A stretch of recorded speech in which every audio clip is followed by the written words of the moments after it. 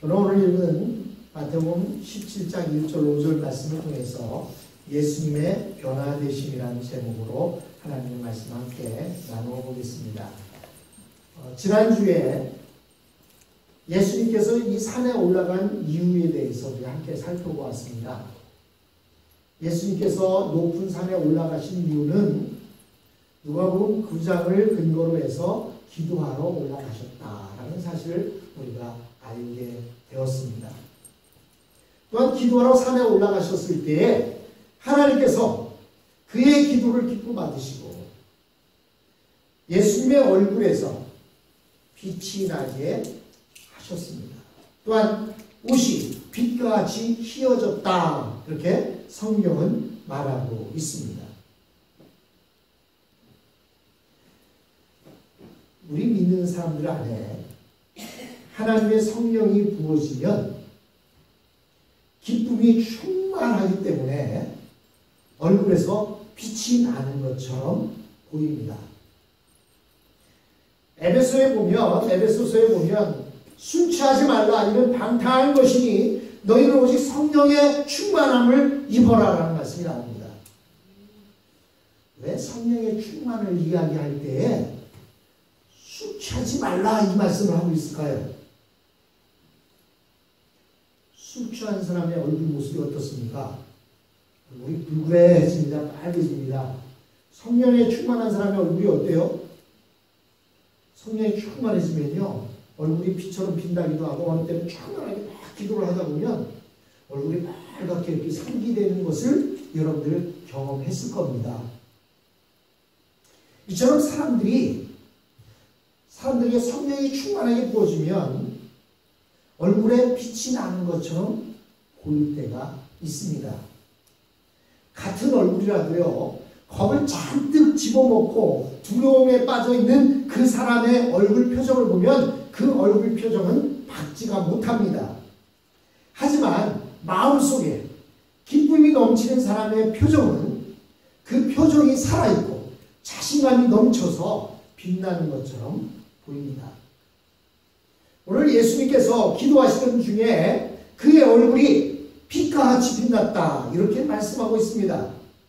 이 예수님의 변화되신 그 얼굴은 단지 기쁨이 충만하거나 자신감에 넘치는 정도의 얼굴의 빛이 아니라 상상할 수 없는 그러한 빛이 얼굴에서 빛났습니다.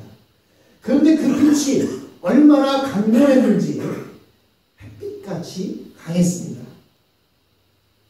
이것은 예수님 안에 있는 신성의 영광을 나타내는 것입니다. 예수님은 원래 하나님의 영광을 가지고 계셨는데 육신을 입으시면서 그 영광을 감추셨습니다. 그런데 높은 산에서 하나님이 예수님을 영광스럽게 하시니까 예수님의 영광스러운 모습이 드러나게 된 것입니다.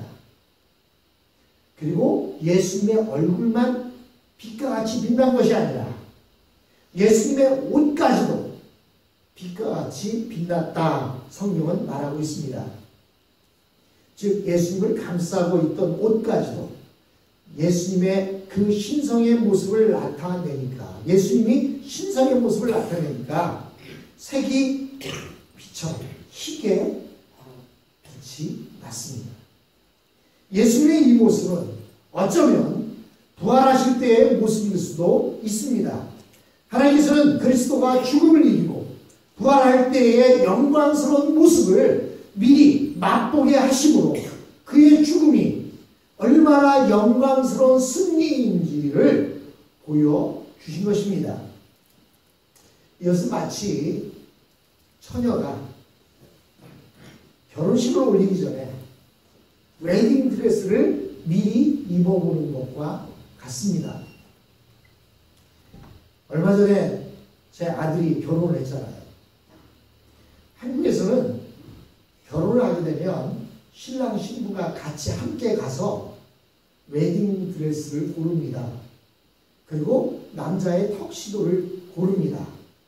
그래서 그 신부 될 사람이 드레스를 입고 그 쇼윈도우 앞에 서면 그 신랑 될 사람이 보고 참 잘 어울린다. 그건 아닌 것 같아. 다른 걸로 한번 골라보지. 이렇게 합니다. 또 남자의 입을 양복이나 턱시도도 그 부인 될 사람이 신부가 같이 와서 요것이 좋겠다 이렇게 서로 골라주거든요.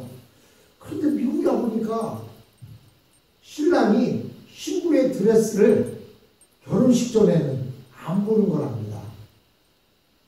그래서 아무것도 안 보여주었다가 결혼식에 그 신부의 드레스를 입고 짠 하고 나타날 때 그때 신랑도 비로소 그 신부의 드레스 입은 모습을 보게 됐다고 합니다.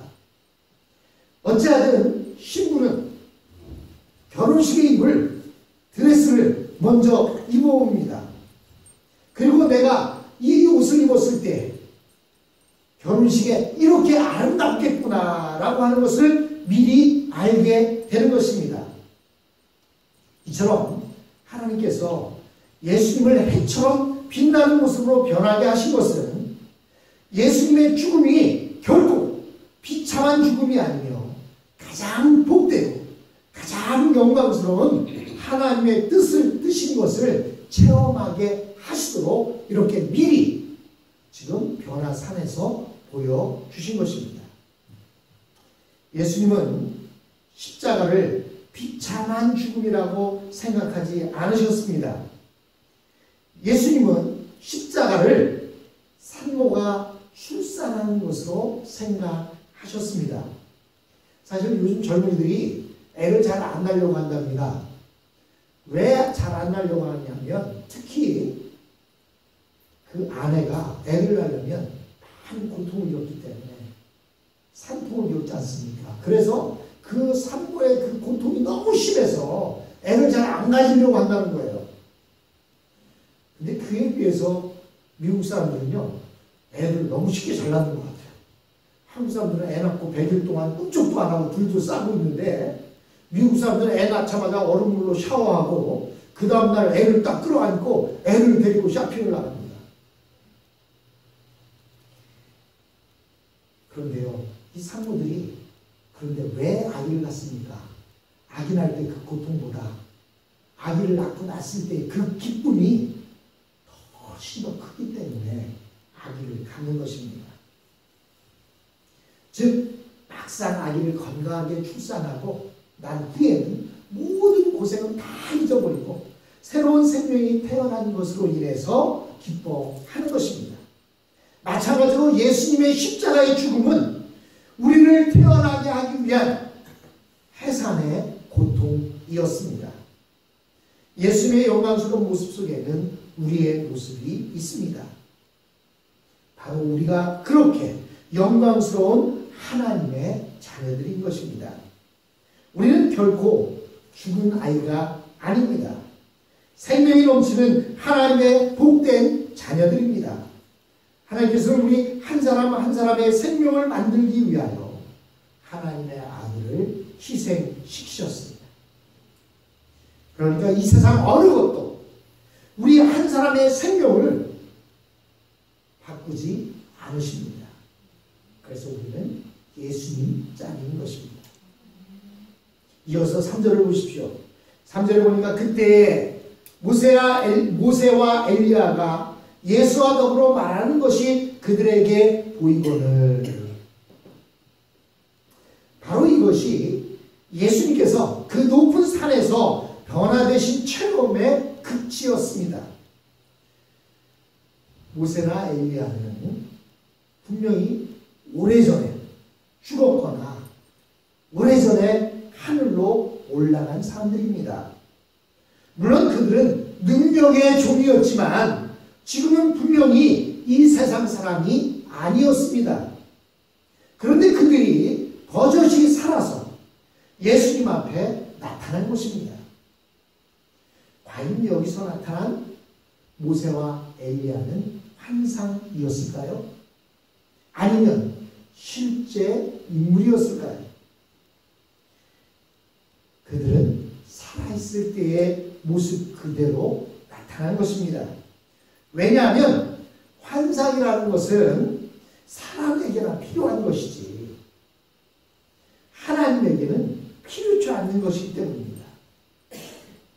여기서 우리가 알 수 있는 것은 죽은 성도들이 모두 우리와 똑같이 주님을 믿으면서 살아가고 있다는 것입니다.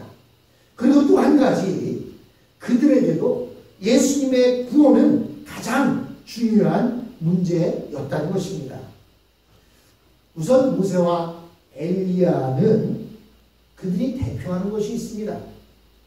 모세가 대표하는 것이 무엇입니까? 바로 율법의 대표자였습니다.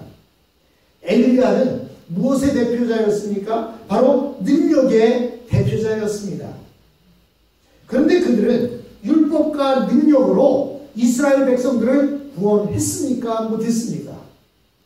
결국 구원하지 못했습니다.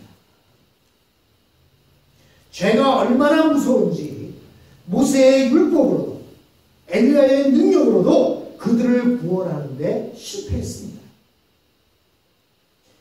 인간을 죄에서 구원할 수 있는 방법은 하나님의 아들이 우리를 대신하여 죽으시는 것, 그것밖에 없는 것입니다. 구원은 하나님의 능력에 달린 것이지 인간의 힘으로 할 수 있는 것이 아닙니다. 그래서 그들은 주님이 십자가를 지시기 전에 주님께 나타나서 주님의 십자가만이 인간을 그 무서운 죄의 저주에서 구원할 수 있다는 것을 다시 말씀드리고 있는 것입니다. 즉 어떻게 생각하면 모든 죄인을 대표해서 예수님께 십자가가 없으면 우리 모든 인간은 멸망할 수밖에 없다는 사실을 말씀드리고 있는 것입니다. 만약 예수님의 십자가의 죽음이 없으면 구원을 얻어서 천국에 가 있던 성도들도 그들의 모든 구원이 취소될 수밖에 없습니다. 왜냐하면 아브라함이나 모세나 엘리야 같은 성도들도 모두 예수님의 대속의 죽음을 전제로 해서 먼저 구원 천국에 가 있는 것이기 때문입니다. 만일 예수님께서 십자가의 죽음을 거부하시면 이 세상에 있는 우리는 물론이요 이미 구원받은 성도들도 구원이 취소되면서 다 함께 지옥으로 떨어질 수밖에 없는 것입니다. 그런데 여기에 한 가지 의문이 있어요. 베드로와 야고보와 요한이 모세나 엘리야를 말로는 들었고 입으로 전해지는 이야기는 들었고 책으로 보기는 보았지만 그들의 얼굴을 본 적이 있습니까? 없습니까? 아주 오래전 사람이었기 때문에 본 적이 없습니다. 그런데 어떻게 그들이 그가 모세고 엘리야인지 알아볼 수 있었을까요? 우리 구원받은 성도들은 천국에서 즉각적으로 바로 서로를 알아볼 수 있습니다. 왜냐하면 하나님이 우리에게 놀라운 지각을 주시기 때문입니다. 그래서 천국에서는 서로를 소개할 필요가 없습니다. 무슨 면접하거나 또는 무슨 서로 선을 볼 때처럼 나는 누굽니다 라고 하는 소개를 하지 않아도 하나님께서는 놀라운 지각을 주셔서 서로를 알아보게 하십니다. 그러면 우리의 모습은 어떤 모습으로 보일까요? 아마도 제가 생각하기로는 살아있을 때 최고로 멋있었을 때에 그때의 모습으로 보여지지 않을까 이렇게 생각해 봅니다. 우리는 천국에 가면 누가 누군지 서로 찾으려고 할 필요가 없습니다. 서로 한눈에 다 알게 되어 있습니다. 이 같은 내용을 기록한 것이 누가복음에 나와 있습니다. 누가복음에 보면 그들이 예수님의 떠나심에 대해서 말씀을 나누고 있었다라고 이렇게 기록하고 있습니다. 누가복음 9장 30절로 31절에 보니까 문득 두 사람이 예수와 함께 말하니 이는 모세와 엘리야라. 영광 중에 나타나서 장차 예수께서 예루살렘에서 별세하실 것을 말할세, 이렇게 기록되어 있습니다. 여기서 별세하다라고 하는 것은 이별 별자의 세상 세자입니다. 세상과 이별했다, 이런 말입니다. 즉 헬라어로는 엑소더스라고 이야기합니다. 떠났다, 이런 말입니다. 즉 예수님께서 이 세상을 떠나신다는 것입니다. 예수님이 이 세상에 오신 과정은 인간의 머리로는 도저히 상상할 수도 없는 방법으로 이 세상에 오셨습니다. 하나님의 아들이 아주 작은 태아가 되어서 여인의 태에 착상하심으로 이 땅에 오셨습니다. 어떻게 온 천지를 만드신 하나님의 아들이 그렇게 작은 태아가 될 수가 있습니까? 그것은 인간의 방법으로는 불가능합니다. 그러나 하나님의 말씀과 성령의 능력은 그것을 가능하게 만들었습니다. 예수님은 동정녀 임신의 방법으로 이 세상에 오셨습니다. 그런데 이 세상을 어떻게 떠나십니까? 예수님은 얼마든지 에녹이나 엘리야처럼 죽음을 통과하지 않고 하늘에 올라갈 수 있으셨습니다. 그러나 예수님은 그 방법을 택하지 않으셨습니다. 예수님은 분명히 죽음을 통하여 가실 것이라고 하셨습니다. 그런데 예수님은 모세처럼 늙어서 자연사한 것도 아니었습니다. 예수님은 다른 사람의 죄를 대신하여 처형을 당하십니다. 그리고 장사 지낸 바 되셨다가 죽음에서 부활하셔서 한순간에 하나님의 보좌 우편에 올라가시는 것입니다. 그때 예수님은 인간의 몸을 가지고 천국으로 올라가십니다. 그리고 5절에 보니까 제자들이 거기서 하나님 아버지의 음성을 들었다라고 이렇게 전하고 있습니다. 말할 때 호련히 빛난 구름이 그들을 덮으며 구름 속에서 소리가 나서 이르시되 이는 내 사랑하는 아들이요 내 기뻐하는 자니 너희는 그의 말을 들으라 하시는지라. 여러분, 제자들이요 이 세상에 있을 때 하나님의 음성을 3번 들을 기회가 있었습니다.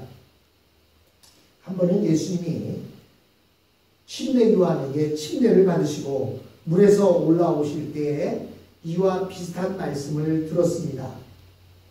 예수님께서 요한에게 침례를 받고 올라오실 때 하나님께서는 이는 내 사랑하는 아들이요 내 기뻐하는 자라 라고 하시면서 너희는 그의 말을 들으라 라고 말씀하셨습니다. 그리고 한 번은 오늘 이 본문에 나와 있는 말씀입니다. 그리고 3번째 말씀은 예수님이 잡히시기 전날 제자들과 함께 계실 때에 하나님의 음성이 들렸습니다. 여러분, 제자들은 이미 예수님께서 영광스럽게 변화된 모습을 통해서 그가 하나님의 아들이신 것을 그들은 믿고 있었습니다. 그래서 베드로는 주는 그리스도시요 살아계신 하나님의 아들이십니다라고 고백했습니다. 그럼에도 하나님께서 예수님이 당신의 아들이신 것을 다시 말로써 증거하는 이유가 무엇일까요? 우선 하나님 아버지께서 예수님이 하나님의 아들이신 것을 우리 믿는 자들에게 최종적으로 선포하신 것입니다. 지금까지는 여러 가지 방법으로 예수님이 하나님의 아들이신 것을 증거하시고 또 제자들이 믿었지만 이제는 모세와 엘리야 앞에서 하나님께서 직접 예수님이 하나님의 아들이신 것을 선포하심으로써 끝까지 예수님을 믿고 따르라고 말씀하고 있는 것입니다. 즉 예수님이 체포되시고 신문당하시고 죽으시는 일이 일어나더라도 그런 것을 일일이 이해하려고 하지 말고 무조건 예수님을 믿고 따르기만 하라는 것입니다. 특히 제자들은 예수님을 지키려고 유대 당국과 싸움을 할 수도 있었습니다. 그러나 예수님이 무슨 말씀을 하시든지 그대로 믿고 순종하는 것입니다. 그리고 하나님께서는 제자들에게 예수님을 모세나 엘리야와 동격으로 생각하지 말라고 하시는 것입니다. 예수님은 하나님의 아들로서 하늘에 있는 천사들이나 땅에 있는 어떤 위대한 사람들보다 탁월하시기 때문에 예수님을 사람이나 천사와 같이 동격으로 두지 말라는 것입니다. 특히 베드로는 하나님의 이 말씀 때문에 자기들이 높은 산에서 보았던 환상이나 체험보다 성경의 말씀을 더 중요하게 생각하게 되었다라고 말합니다. 우리가 예수님을 눈으로 보는 것이나 천사를 만나는 것, 심지어는 모세나 엘리야를 만나는 것보다 더 중요한 것이 바로 예수님의 말씀을 믿고 순종하는 것입니다. 그리고 하나님은 제자들에게 오직 예수님의 말씀만 순종해야 한다는 것을 가르치고 있는 것입니다. 오늘날 많은 사람들이 하나님의 말씀을 제껴두고 무슨 잠을 자다가 꿈속에서 하나님이 말씀하셨다. 또 어떤 분은 내가 성경을 열심히 읽다 보니까 하나님이 말씀하셨다 하면서 얼토당토 않는 말로 하나님을 욕되게 하는 사람들이 있습니다. 자기의 생각을 말하기 쉽게 포장하기 위해서 하나님이 그렇게 말씀하셨다 라고 이야기합니다. 그리고 내가 산에 가서 성령을 충만히 받았기 때문에 나는 이런 말을 한다 이야기하는 사람도 있습니다. 그러나 오늘 본문을 통해서 하나님이 말씀하십니다. 너희는 본 것으로 네가 경험하는 것으로 그것으로 무엇을 판단하지 말고 오직 그의 말씀을 들으라 라고 말씀하십니다. 예수님의 말씀을 들으라는 거예요. 하나님의 말씀을 들으라는 거예요. 읽으라는 거예요. 이미 하나님께서는 성경 66권을 통해서 이미 계시해 놓으셨습니다. 그 말씀을 읽으라는 겁니다.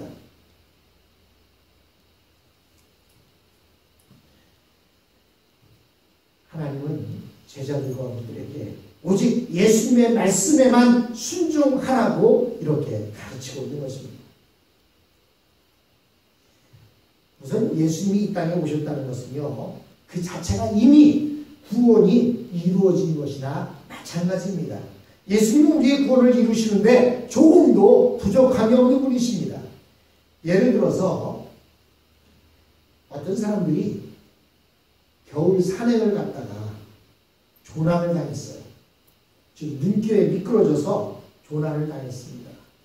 그런데 다행히 가지고 있는 이 휴대전화가 그곳에서 통신이 잡히는 거예요. 그래서 전화를 했습니다. 119, 한국 119, 미국은 911이죠. 전화를 했습니다. 내가 지금 이렇게 산에 깊은 산속에 조난을 당했는데 나를 구해 주십시오. 그런데 통화가 됐어요. 통화가 됐다는 얘기는 일단 구출이 될 수 있다 없다? 거의 구출이 될 수 있다는 얘기입니다. 통화가 안 되면 어디 있는지 모르기 때문에 찾을 수가 없지만 이렇게 전화 통화가 됐어요. 그는 구출이 된 거나 다름이 없습니다. 그럼에도 그들이 주의해야 할 것이 무엇입니까? 그것은 구주대원이 오기 전까지는 그들은 아직도 위험한 산에 있다는 것입니다. 이제부터 그들이 해야 할 일은 구주대원들이 지시하는 대로 그 지시를 따르는 것입니다. 그 지시를 제대로 따르기만 하면 틀림없이 그들은 구출됩니다. 그런데 그의 말을 듣지 않고 자리를 옮겨 갔다든지 또는 자기가 무엇을 하겠다고 꼼지락거리다가 잘못하면 더 큰 화를 입고 이 구조대원들이 오기 전에 죽을 수도 있습니다. 우리가 예수님을 알게 되고 예수님을 믿게 된 것은 100% 구원을 받은 것과 같습니다. 우리는 틀림없이 천국에 가게 됩니다. 그러나 우리가 알아야 할 것은 우리는 아직 위험이 도사리고 있는 이 세상에 몸을 담고 있다는 사실입니다. 그러므로 우리는 끝까지 다른 소리에 귀를 기울여서는 안 되고 구주대원의 귀에 그 소리에 귀를 기울여야 하는 것처럼 예수님의 말씀에만 귀를 기울여야만 우리는 완벽하게 구출이 되어지게 되는 것입니다. 아무리 구조대원이나 연락이 되어졌어도 그 구조대원의 얘기를 듣지 않고 자기 생각대로 판단하거나 또 다른 사람들의 이야기를 듣고 그것대로 판단하고 자기 마음대로 행동하게 되면 구출되기 전에 죽을 수가 있습니다. 우리는 예수님을 믿음으로 인하여 100% 구출받게 되어 있습니다. 그러나 아직 우리는 이 세상에 남아있어요. 이 세상에 살면서 예수님의 말씀에만 귀 기울이고 예수님이 하라는 대로만 따라야 우리가 완벽한 구원을 이루는데 다른 사람들의 말에 현혹되고 유혹되고 다른 말로 따라가게 되면 구출되지 못할 수도 있다는 사실입니다. 그러므로 사랑하는 성도 여러분, 우리는 끝까지 다른 소리에 귀를 기울이지 아니하고 오직 예수님의 말씀에 귀 기울이고 예수님의 말씀만을 따라가는 귀한 성도가 되어야 할 줄로 믿습니다. 자리에서 일어나겠습니다.